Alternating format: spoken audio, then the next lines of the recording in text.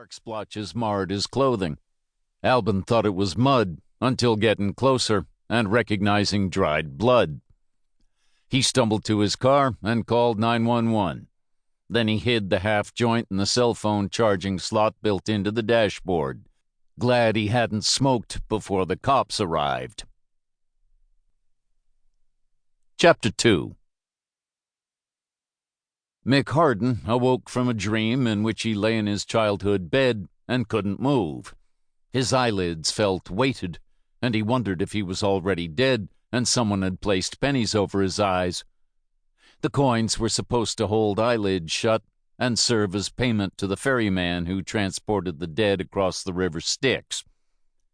Mick lay awake, remembering the IED attack that had sent him to an Army hospital for 3 weeks. He'd been released and ordered to rehabilitate his leg, a grueling and painful ordeal. From bed, he'd moved to a wheelchair, then shifted to crutches for 3 months. He'd graduated to a cane that embarrassed him in public. His commanding officer, Colonel Whitaker, presented him with a special cane intended for soldiers. The lightweight aluminum was painted black with a slogan down one side, "This we'll defend." Because the words were printed vertically, the apostrophe was a tiny pip, and the motto appeared at first glance to be, "This well defend." Every time Mick used it, he remembered the old well at his grandfather's cabin in the woods, the water cold enough to numb his gums.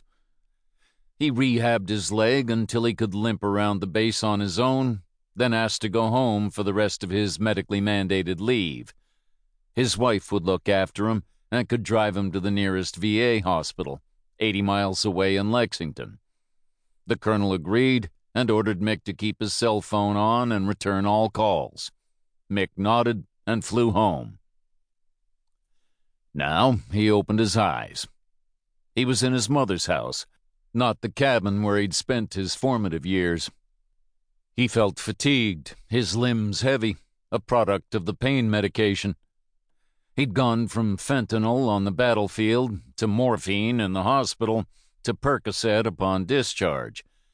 He was still taking it, although the pain no longer required that level of management.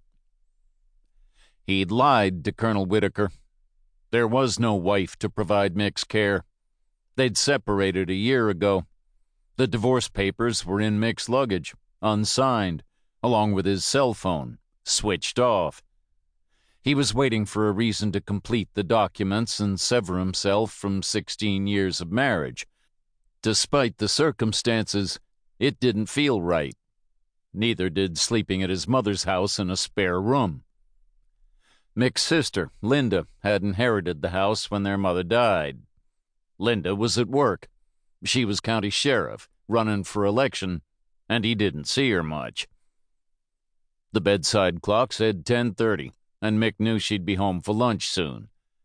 He had enough time to walk his daily 2 miles for the reward of Percocet. He left the ranch house at the dead end of Lyons Avenue and set a strong pace. In several neighboring yards were clumps of forsythia that glowed yellow, cheerful in the spring sun, their fronds already tinged green along the edges. Jonquils were blooming. On the hill overlooking the street, he could see the haze of red bud and a few pink dogwoods. The hills were gorgeous in all seasons, especially spring, when the land offered such promise and hope. Its beauty plowed him under. Mick's life had come undone to a great degree, and here he was licking his wounds under his dead mother's roof, tended to by his tough sister. The absurdity of the situation cheered him momentarily. A neighbor woman waved from her flower bed. 2 dogs trotted around another house, the entire back half of their bodies wiggling a greeting. He gave them a walking scratch, reluctant to break his stride. His leg hurt, but it felt good to put his limbs to work. He was mostly healed. Daily exercise was the final stage of rehab, intended to rebuild the muscle mass he'd lost from lying for weeks in grim hospital beds. Across the street was Miller, the mail carrier, a man Mick knew from high school. His was one of the few federal jobs in the county.